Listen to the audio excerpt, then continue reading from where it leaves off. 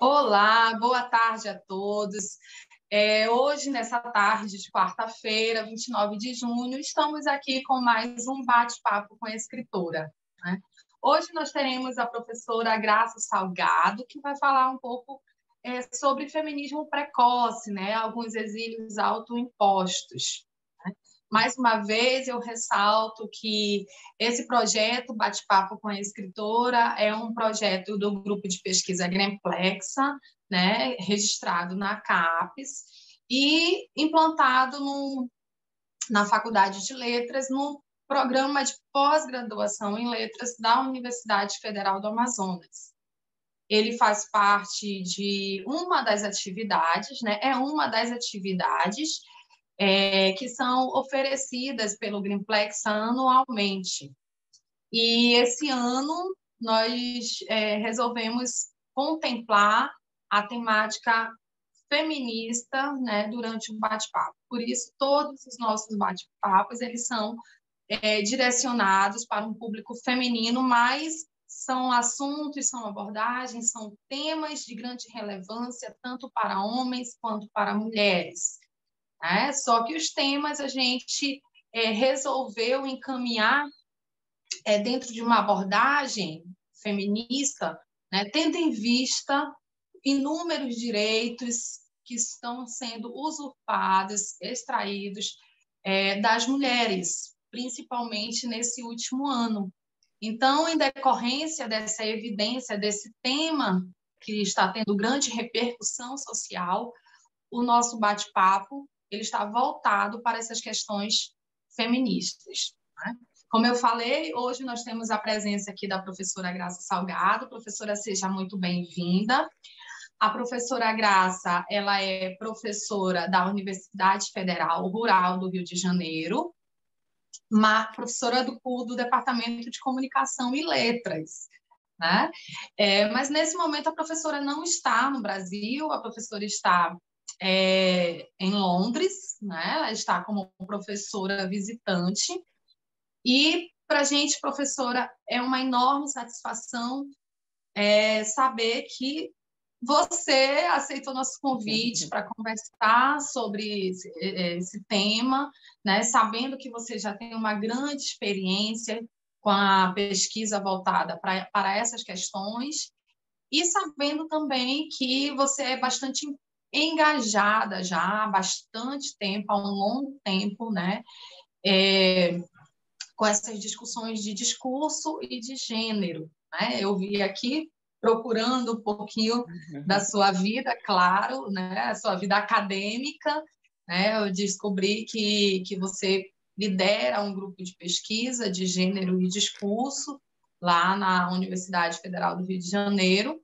E, professora, para a gente é realmente uma grande satisfação.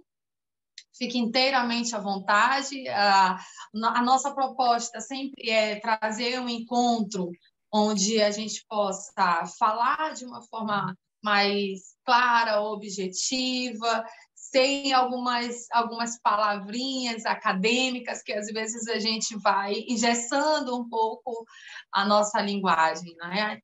Até porque a gente visa alcançar um número de mulheres bem grande e mulheres que estão também fora da academia, fora desse universo de pesquisa, mas que a gente acha fundamental que elas tenham acesso a essas informações, a toda a nossa discussão. Professora?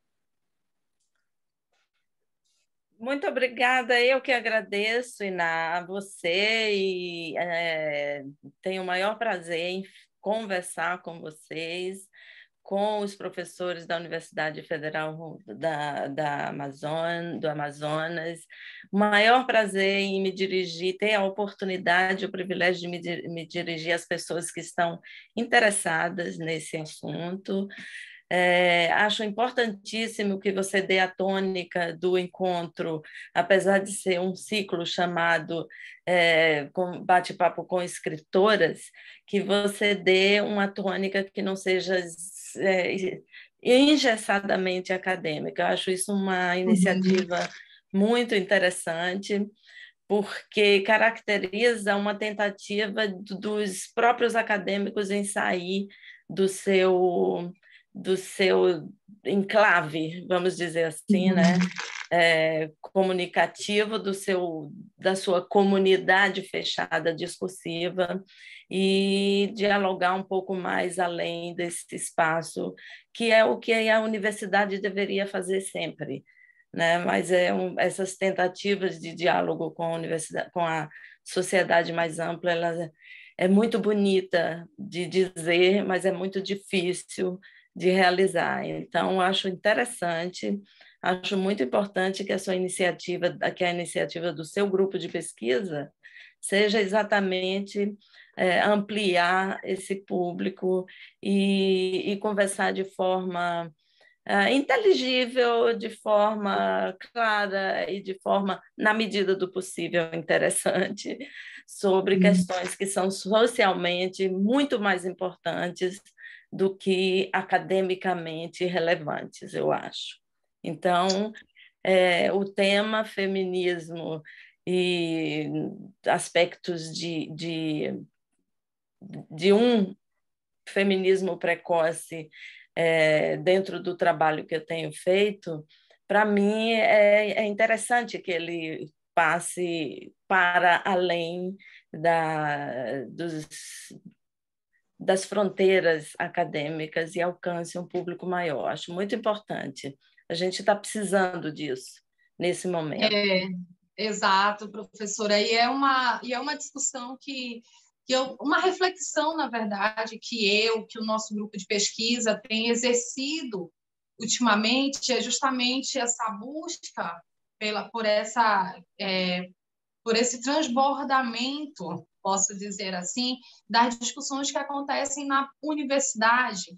Muitas pesquisas são interessantes, que seriam muito bem-vindas para a comunidade, para a sociedade de uma forma geral, muitas vezes ficam engavetadas ou circulam somente dentro daquele espaço acadêmico, né? E a gente pensa que a universidade ela é uma instituição de legitimação do conhecimento, mas, acima de tudo, ela tem como uma obrigação devolver para a comunidade, para a sociedade, né, o que ela vem fazendo nos últimos anos. Eu sei que outros grupos de pesquisa já fazem isso, sei que muitos colegas também têm essa preocupação, mas também é uma realidade a gente saber que muita coisa ainda se faz lá dentro que não são divulgadas para um público não acadêmico, eu diria assim, né? Ou não pesquisador.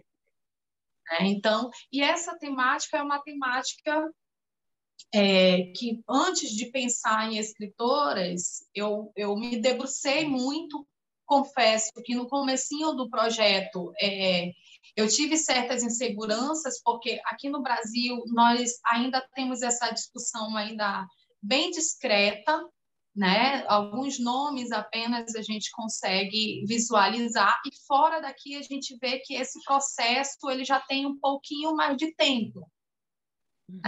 E aí eu queria que a senhora compartilhasse com a gente, compartilha com a gente, porque a gente sabe que esse manifesto ele não começou aqui no Brasil, né? Ele veio de outros lugares. Então, de que forma começou a se discutir a respeito do gênero, questões de gênero, e mais especificamente a questão do feminismo?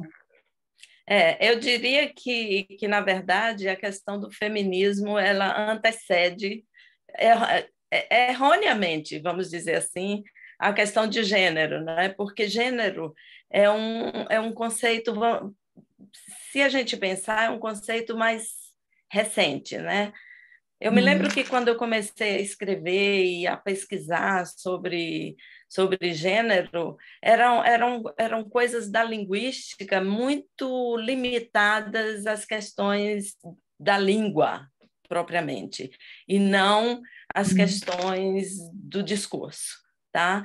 Então, eram pesquisas assim que, dentro da linguística, elas aconteciam como... de que forma que a língua se manifesta na voz da mulher, de forma que a língua se manifesta na voz do homem. Então, dentro da academia, eu acho que esse movimento que estuda essas questões de gêneros, ele aconteceu muito assim a partir da década de 70, né? Uhum. Mas ele, na linguística, ele veio de uma forma muito limitada, eu diria. Limitada à língua, e não antecipando as questões discursivas. Porque quando a gente fala de discurso e não de língua, a gente está falando de uma língua que reflete ideologias e práticas sociais, né?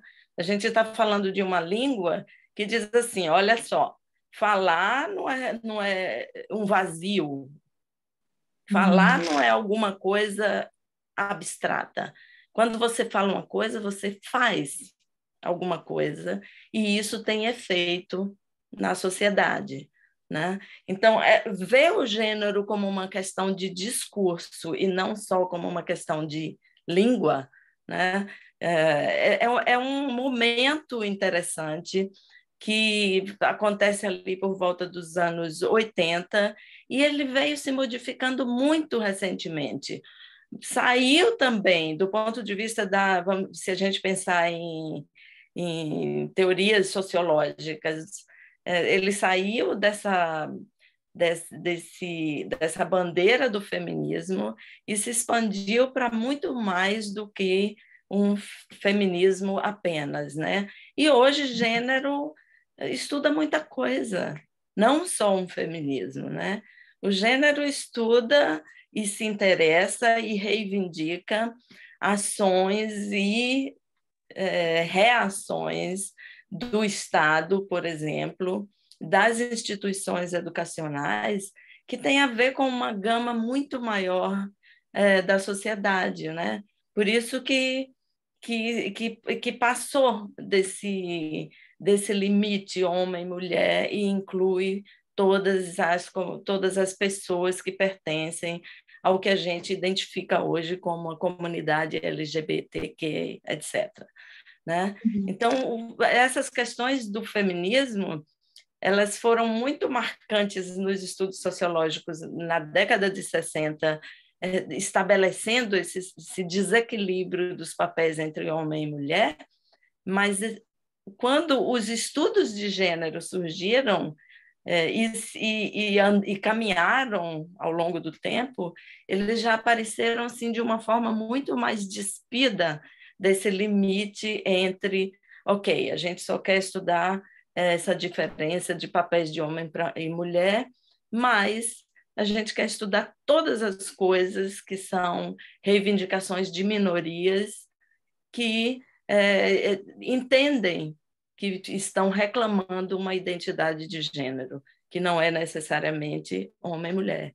Então, é uma questão muito importante, são temas muito importantes, porque eles estão na pauta de uma sociedade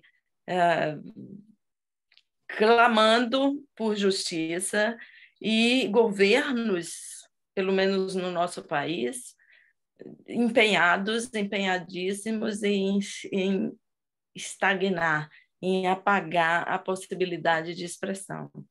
Então, se você me perguntar assim, como escritora, como é que foi o seu interesse por essa questão, né, de feminismo, eu diria que ele começou numa linguística muito voltada para a língua, mas hoje eu vejo que é uma experiência de escrita que está muito mais vinculada a questões sociais de reivindicações de grupos mais amplos, e não apenas desse contraponto entre mulher e homem. E é óbvio que as mulheres estão incluídas nesse grupo minoritário, digamos assim, não do ponto de vista numérico, mas do ponto de vista das ações que atendem às suas reivindicações, elas estão incluídas nesse grupo.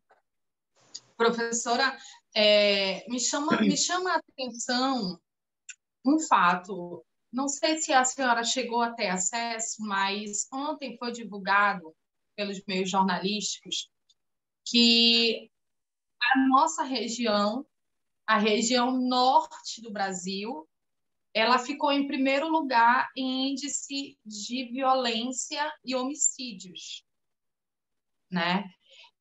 Isso me chamou muito a atenção. Esses dados oficiais, eles não evidenciaram se esses casos são mais com mulheres ou com homens, né, de violência e homicídio, mas colocaram em destaque a questão do tráfico de drogas, né? Mas eu creio que há uma necessidade de uma investigação maior para a gente saber em relação a quem esses homicídios e essa violência está voltado. Por que eu estou colocando isso, professora? Porque a nossa cidade está evidenciando casos e casos cada dia mais de violência contra a mulher, contra a criança, contra adolescentes.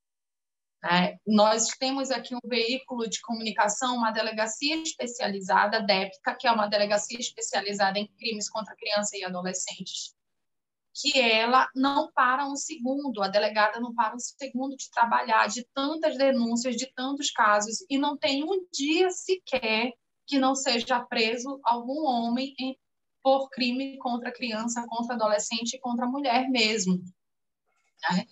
E quando eu digo isso, eu falo como uma forma de preocupação mesmo, uma manifestação de preocupação, porque os dados estão alarmantes, né? Não é uma situação isolada aqui ou ali. Então, eu vejo que a mulher, hoje, aqui no nosso estado, de onde eu estou falando nesse momento, né, que é o estado do Amazonas, cidade de Manaus, Brasil, né, os números estão, assim, crescendo de forma preocupante. E pensando em toda essa nossa discussão dentro da academia, eu faço a seguinte, eu lhe convido, na verdade, para a gente pensar juntas, né, de que maneira a universidade, com essas discussões, podem levar isso para as escolas, para as comunidades, né? Para conscientizar não somente a criança, não é nem conscientizar, mas orientar crianças e adolescentes e conscientizar os meninos, os rapazes, né, do seu papel na sociedade e conscientizá-los também dos seus direitos, que parece que eles não sabem, eles desconhecem o direito, acham que têm direitos, mas que, na verdade, o direito que ele está impondo é um direito em relação ao corpo da menina, ao corpo da mulher, que não é um direito dele, né? Então, assim, de que forma nós, pesquisadoras, você, professora, de que forma nós podemos fazer esse movimento para tentar mudar esse nosso cenário? Isso é uma questão muito interessante que você está colocando, porque mais do que nunca eu fico pensando que nós, professores, temos todos os motivos para estarmos assim bastante preocupados e pessimistas. Por outro lado, eu acho que é uma grande responsabilidade do professor, no momento em que as tensões sociais estão muito agravadas, sobretudo pela situação da pandemia, é uma responsabilidade muito grande dos professores entrar em sala de aula sem necessariamente carregar o peso emocional desse trauma enorme que tem sido a pandemia e o aumento da violência, sobretudo contra crianças e mulheres na sociedade. Então, eu acho que o que as universidades precisam fazer é incentivar projetos, ainda que projetos pequenos, com as escolas e tentar, na medida do possível, não carregar dentro do projeto esse peso emocional que a criança já tem. Porque quando a gente entra numa escola, e mesmo na universidade, você se depara com salas enormes, cheias de jovens e crianças que já vêm de casa com muitos problemas, e já vêm de casa carregando uma carga emocional muito pesada pela própria, vamos dizer assim, bagagem de desamparo social que esses estudantes têm. Então, acho sim que a universidade precisa desenvolver projetos junto a professores das escolas, por exemplo, que faça, por exemplo, uma semana dos estudos de gênero. Mesmo que ainda não haja os estudos de gênero como disciplina acadêmica na escola, porque isso está caminhando para acontecer, mas ainda não existe, mas que a universidade promova e os grupos de pesquisa interessados, especializados, promovam junto com as escolas, por exemplo, os tradicionais projetos escolares, onde o tema essa semana não vai ser primavera, o tema essa semana vai ser estudos de gênero. E aí tem um diálogo entre o pesquisador, que já está num ponto de conhecimento, de um referencial de conhecimento diferente, com os professores que têm talvez até mais experiência, mas não necessariamente o grau de especialização sobre o tema, entende? Eu acho que isso ajudaria um pouco, né? Uhum. Imagino. E, professora, vamos voltar aqui um pouquinho para a sua área de pesquisa propriamente dita, né, de atuação. A gente sabe que a senhora trabalha com uma escritora muito conhecida, muito importante, não é? Que a senhora está investigando aí nesse seu estágio pós-doutoral. E aí a gente queria saber um pouco dessa escritora, a gente quer saber também de que forma os feminismos estão presentes dentro dessa narrativa de investigação que você está fazendo. E a gente só para a gente fazer um panorama para quem está nos assistindo, para quem não é da área, por exemplo, da literatura, né? A literatura ela busca representar a sociedade, né? Até certa medida, digamos assim, porque ela também não é extremamente real, mas ela também é um pouco ficcional, né? Então, a literatura ela tem esse trabalho de fazer essa simbiose entre realidade e ficção. Então, comente um pouquinho para a gente sobre essa sua pesquisa. Minha pesquisa, a pesquisa mais recente, tem tudo a ver com esse último ponto que você falou, né? A simbiose entre, ou o diálogo muito próximo entre ficção e realidade. Por que eu estou dizendo isso? Porque eu estou atualmente estudando a autobiografia de uma escritora que assumiu um exílio autoimposto no Brasil durante a Primeira Guerra. Então, veja bem, a gente resolveu denominar o tema, né, da fala como exílio autoimposto, feminismo precoce, porque eu estou falando de uma escritora que tinha exatamente isso.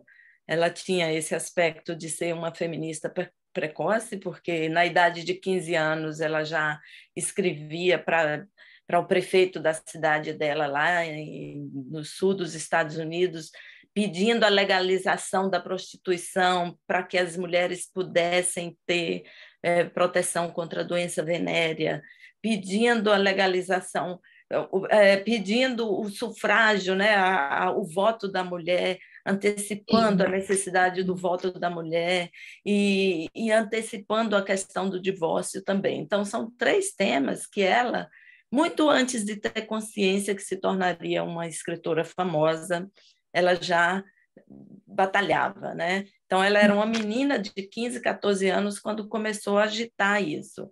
É uma história muito interessante, porque eu traduzi o livro dela, e o livro dela se chama Escapade, no original, traduzido como Escapada para o português.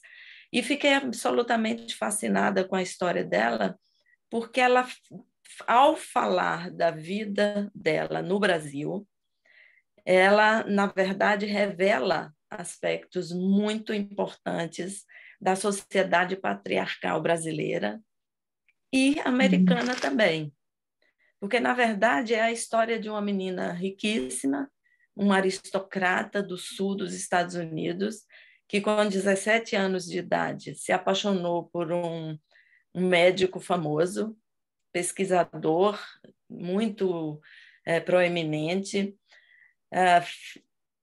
reitor da Universidade de Tulane, no sul dos Estados Unidos, e era casado, pai de 4 filhos, tinha mais do que o dobro da idade dela. E ela, com 17 anos, se apaixona por vamos dizer assim, você pode antecipar por essa pessoa improvável, né?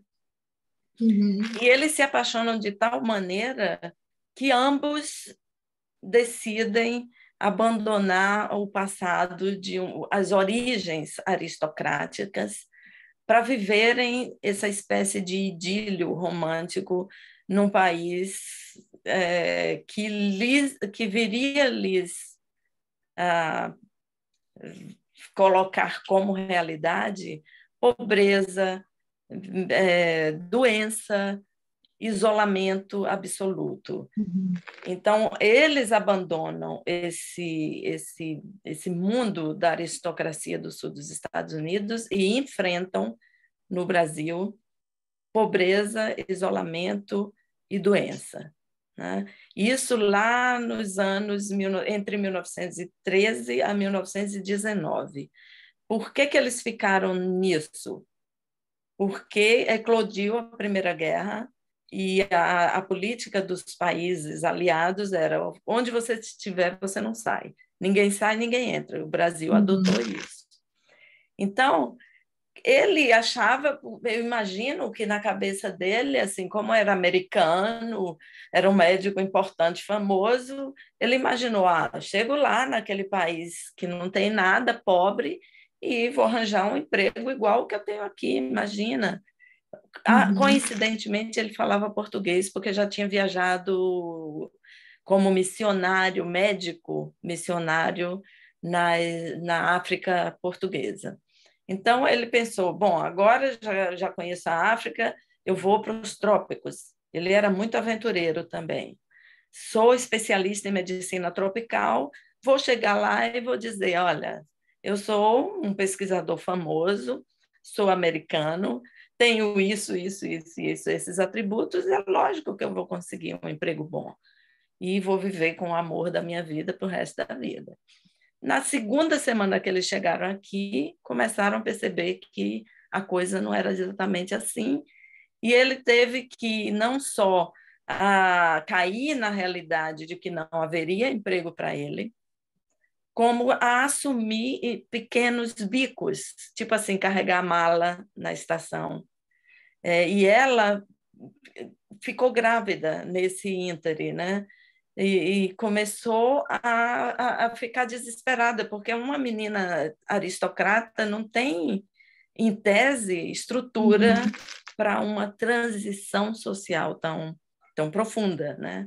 Então, essa autobiografia é interessante porque ela vai contar com bastante honestidade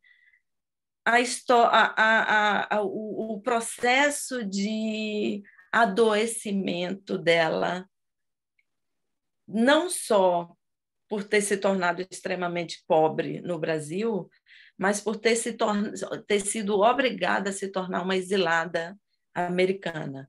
Então, ela tinha ressentimentos, vamos dizer assim, tanto com a sociedade americana do passado, quanto com a sociedade brasileira do presente, do futuro, né, que seria do futuro. E é um embate muito forte de emoções e de falas incômodas sobre o Brasil, que é preciso um distanciamento bastante adequado para você analisar essa história sem, sem ficar assim incomodada. Puxa vida, o Brasil era assim mesmo. Nossa, que país injusto, sabe? Que país onde onde as mulheres não tinham oportunidade, que sistema de saúde horrível.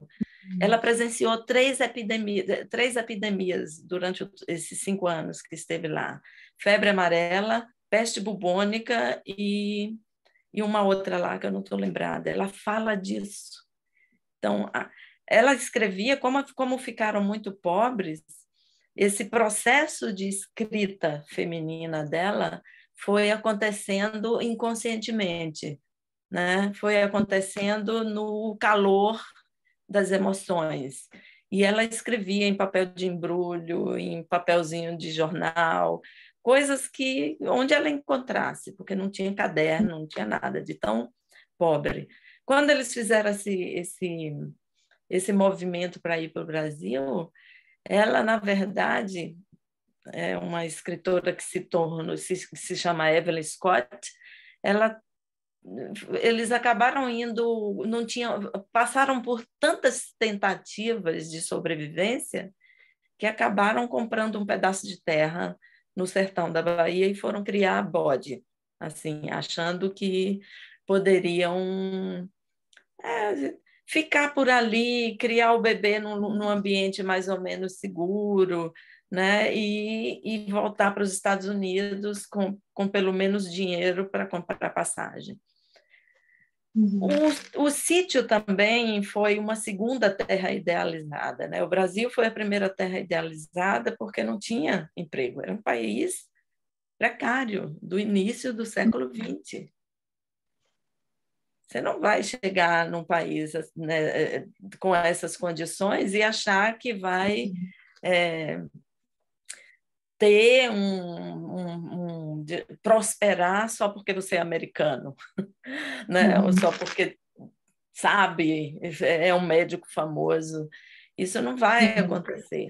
Então, essa transição toda de uma riqueza muito grande num país desenvolvido para uma pobreza extrema e doença num país muito subdesenvolvido à época, é o que ela conta da maneira mais, eu acho, de uma maneira muito honesta. E é essa autobiografia que você há pouco chamou de simbiose entre realidade e ficção, que ela vai dar voz a uma mulher que não sabia que era escritora, mas que se apresenta escritora. E esse livro foi, quando ela finalmente voltou para os Estados Unidos, o livro foi publicado em 1923, até hoje reconhecido como a obra-prima dela. Ela publicou mais de 30 livros depois, mas esse livro sobre a experiência de exílio autoimposto, por que eu estou categorizando como autoimposto? Eu Porque já ia lhe perguntar, professora. Professora Graça, eu já ia lhe perguntar para quem está nos assistindo, não é? Já ter essa noção, porque esse exílio autoimposto. Lógico que durante a narrativa você vai explicando, a gente vai imaginando de que forma, né? Mas aí dá para a gente Não, essa claro, explicação aqui mais lógico, merece uma explicação, até adequada. porque existe uma discussão teórica muito ampla, né? Sobre o conceito de exílio, né? Então, de modo geral, os estudos sobre o exílio eles se concentram muito na questão do exílio forçado por questões externas. Então, tem as questões econômicas, guerra, a perseguição política, perseguição religiosa,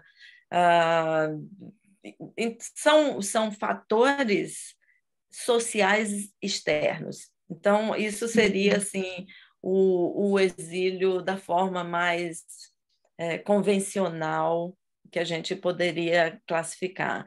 Eu falo de exílio que Evelyn Scott estava vivenciando um exílio autoimposto, porque ninguém obrigou ela a sair do país dela.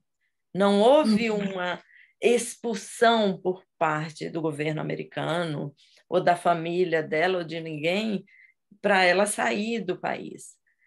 Ela saiu porque quis, mas havia condições que lhe impunham essa escolha. Então, é uma imposição por quê?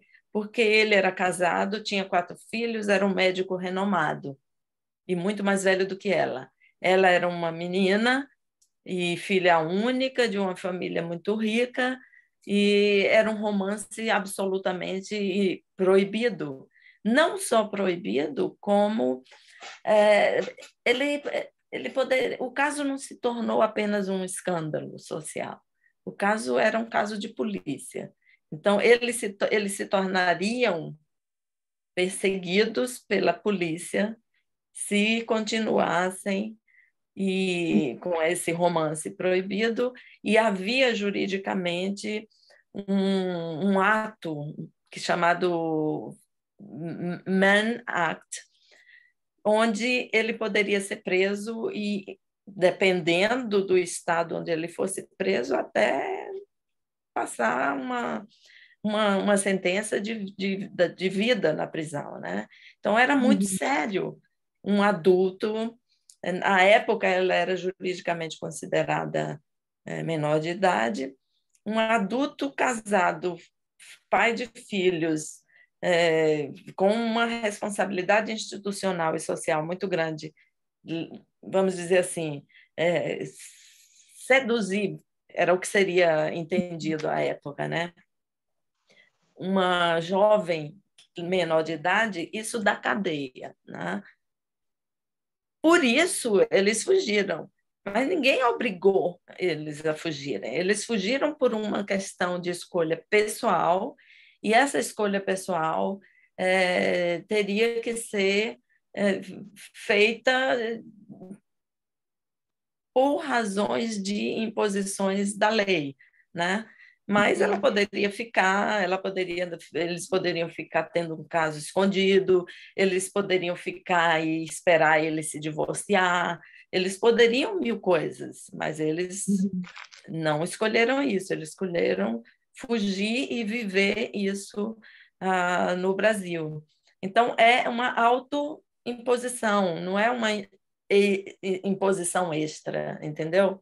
Por isso que eu categorizei isso como exílio autoimposto, para não confundir com esse conceito de exílio que está muito vinculado às perseguições políticas, religiosas e financeiras, e de violência, por exemplo, guerras, etc., né?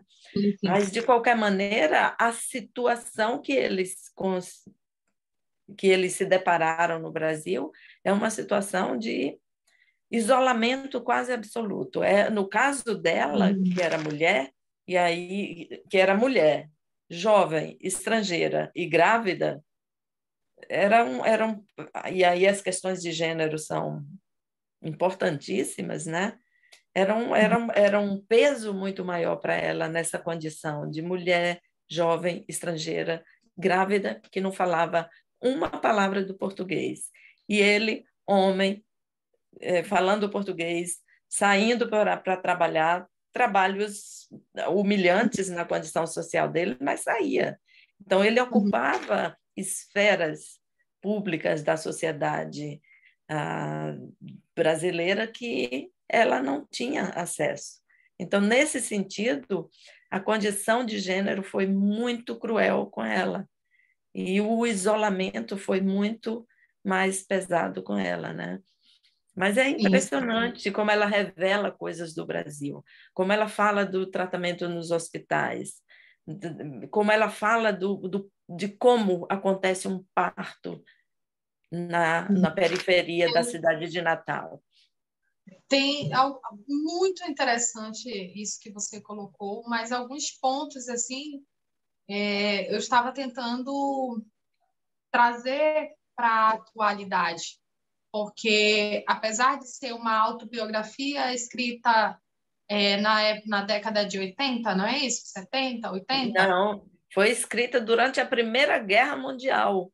Ela chegou aqui em Eita. 1913 e escreveu essa autobiografia no período da guerra, no período da guerra. Então, mais distante ainda, mas dois pontos assim, eu fiquei pensando aqui enquanto você falava para a gente.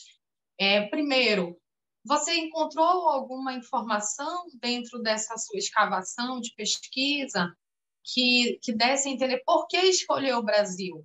Por que o Ah, Brasil foi escolhido? Você já deu uma pincelada para a gente um pouquinho, ele já conhecia a África, ele falava o português, né? Ou seja, procurar um lugar, né, onde ele pudesse, onde isso ele aí pudesse, também né? é uma pergunta muito interessante, muito relevante, na verdade, porque, mais uma vez, as questões de gênero, a questão do gênero pesa na decisão. Então, Uhum. o que é que pesou na decisão de vir para o Brasil? A decisão foi dele, não foi dela. Exato. Ela não teve Uhum. voz quando decidiu ir para o Brasil. Uhum. Ele decidiu ir para o Brasil por dois motivos, basicamente. Ele sabia falar português e ele fantasiava que os trópicos eram assim, ele ia ter um emprego muito bom e ia poder ser um verdadeiro Richard Burton, um explorador da Amazônia, explorador no sentido de expedicionário, né? Sim. Então ele tinha Uhum. essa fantasia de, de, de uma aventura nos trópicos que só beneficiava ele, porque Uhum. ela ia ficar em casa cuidando do bebê, num mundinho muito mais restrito e se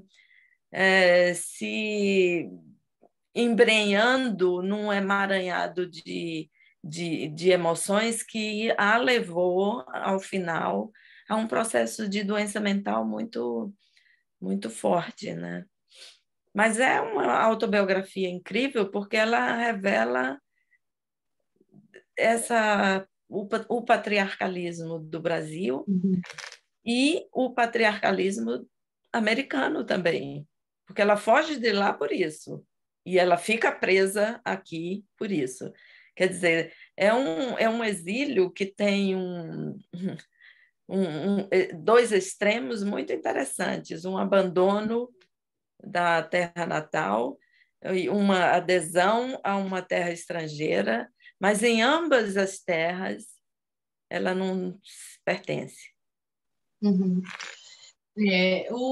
A outra questão, professora, seria a gente pensar essa mulher representando essa adolescente, não é? Na época ela era uma adolescente, essa adolescente representando várias adolescentes, né? Hoje nós sabemos de inúmeros casos de garotas muito jovens, né, que saem de casa para viver um amor, né, guardando aí as devidas diferenças dessa narrativa que você colocou para a gente, mas seja um amor com um homem mais velho, né, um homem divorciado ou um homem casado com pretensão de divorciar, seja com um rapaz muito jovem também, sem experiência nenhuma de vida, sem nenhuma profissão, sem nenhuma fonte de renda, né? E aí o que acaba acontecendo é que a adolescente engravida, né? E aí começa a peregrinação, o sofrimento, que a gente sabe que recai muito mais para cima da mulher, né? Então, Exatamente, eu acho que você colocou com muita propriedade. Você trouxe uma realidade do início do século XX, vivida por uma estrangeira, mas que ela pode ser muito bem, vamos dizer assim, transportada para uma realidade de hoje no Brasil, que está aí aos olhos das autoridades e que eu acho que ainda se faz muito pouco. Quer dizer, essa invisibilidade que a Evelyn Scott já apontava na autobiografia dela, ela dizia assim: quando ela levou o filho para um hospital, o bebê estava doente, ela levou para o hospital, ela ficou indignada porque um monte de mulher para ser atendida e os médicos não demoravam assim 2, 3 horas para atender uma, passando 5 minutos com cada uma, e ela ficou indignada e como pode, né, se perguntando como que essas mulheres aguentam Uhum. a aquiescência do sofrimento. E brigou com os médicos sem falar português, sem nada, foi lá e botava o dedo na cara deles, dizia Uhum. que eles deviam prestar atenção, que as mulheres saberiam muito mais ensinar para eles do que eles imaginavam. Enfim, é uma situação Uhum. muito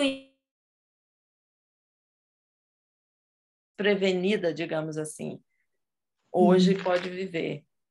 E é lógico que a gente está falando de quase um século de distância no tempo, mas muitos problemas, os mesmos problemas continuam, né?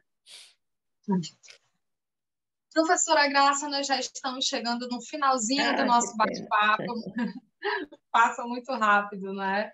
E Muito. aí, para encerrar nossa conversa, não, a gente não poderia deixar de fora uma discussão que veio à tona essa semana, que a gente pode até considerar como um retrocesso legal em relação aos direitos das mulheres, que há muito tempo se foi travada lutas e lutas e lutas, né, para que ele fosse alcançado, e simplesmente nesse momento a gente vê aí alguns países retrocedendo, né, em relação a essa determinação, e nos causa preocupação isso por inúmeras razões, por várias razões, mas uma muito que está em destaque hoje, por ser muito polêmica aqui no Brasil, que foi o caso de uma criança que foi estuprada, engravidou, né? Não sei se a senhora ficou sabendo aí em Londres, mas ela Fiquei. engravidou e foi ao atendimento médico para fazer o aborto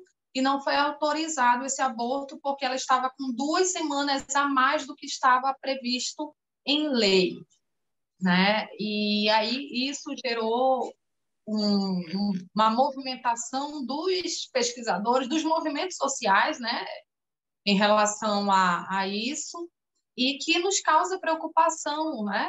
Nos causa preocupação e incertezas, porque parece que a gente vê algumas poucas conquistas caírem assim por terra, É, né? E essa do aborto, lógico, o aborto de uma forma geral, mas um aborto não, uma gravidez, um estupro que teve a gravidez como consequência e por se tratar ainda de uma criança, né? De uma criança de 11 anos de idade. Então, é uma sequência de atrocidades, é uma sequência de coisas ruins mesmo que estão recaindo sobre as mulheres. E isso só para lembrar que ela é um caso que veio à mídia. Tem inúmeros casos, como a gente sabe, que não tem essa repercussão. Então, o que a senhora poderia falar para a gente sobre isso? olha, eu fiquei absolutamente estarrecida com a notícia. A notícia causou muita indignação, assim, nos acadêmicos com quem eu conversei. Na mídia aqui também foi uma notícia que teve repercussão, e eu digo teve repercussão, não é assim porque a Globo está dizendo que teve, não, é porque eu vi que Uhum. a notícia foi divulgada em vários jornais da imprensa escrita, não só da televisão. É um fato absolutamente estarrecedor, e eu quero crer que seja assim quase que um acontecimento limite, sabe? Para a gente ter esperança numa virada, Uhum. para a gente ter a esperança de que realmente na crise, realmente na luta, no conflito, alguma esperança pode surgir, sabe? porque realmente é um marco contemporâneo desses acontecimentos de extremo conservadorismo tomando conta do país. E isso tem que parar. E por isso que a gente acha tão importante realizar pesquisas dentro dessa temática, realizar a divulgação e publicação dessas discussões que nós estamos realizando, né, para que alcance um número muito grande, muito maior, muito amplo de pessoas, de homens e de mulheres também, para evitar, por exemplo, que ocorra o que aconteceu no caso dessa criança, que a juíza virou e perguntou se ela já havia escolhido o nome do bebê, né, para a criança. E isso foi realmente o limite do limite, né, do que a gente pode suportar. Professora, gostaria de saber se a senhora tem mais alguma coisa. Aliás, mais alguma coisa a falar, não tenho nem dúvida, porque eu sei que esse nosso tempo não é suficiente, mas eu tenho certeza Não, que aqui nós... eu só quero agradecer muito a você, Iná. Eu achei que foi eu achei que foi uma conversa muito legal. Eu acho que a gente precisa, no Brasil, as universidades precisam se comunicar mais. As universidades no país inteiro precisam sair dos seus pequenos nichos e se comunicar mais para que os temas da relevância, como esse que o seu grupo de pesquisa tem acompanhado, sejam mais incentivados. É isso que eu espero. E foi um prazer enorme falar com você. Muito obrigada a você, aos organizadores do evento, aos colegas envolvidos no grupo de pesquisa que vocês tocam por aí. Parabéns pela iniciativa e eu espero que a gente continue fazendo outras coisas. E vou mostrar rapidamente a capa do livro da Evelyn Scott que eu traduzi. É esse aqui.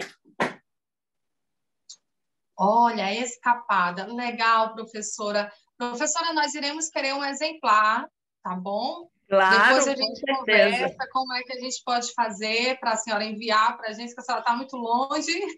Certo, com certeza, vou fazer isso sim. Terei muito prazer. Muito obrigada e até uma próxima. Boa sorte nos trabalhos de vocês. Muito obrigada também, aí. Professora. Em nome do grupo de pesquisa Agrimplexa, nós agradecemos a sua participação. Tá? Eu que agradeço. Tchau, tchau. Em meu nome, em nome da Universidade Federal Rural do Rio de Janeiro e também do King's College, que tem apoiado institucionalmente a minha estadia aqui. Maravilha, professora. Muito obrigada novamente. Um abraço para vocês. Tchau. Outro. Tchau.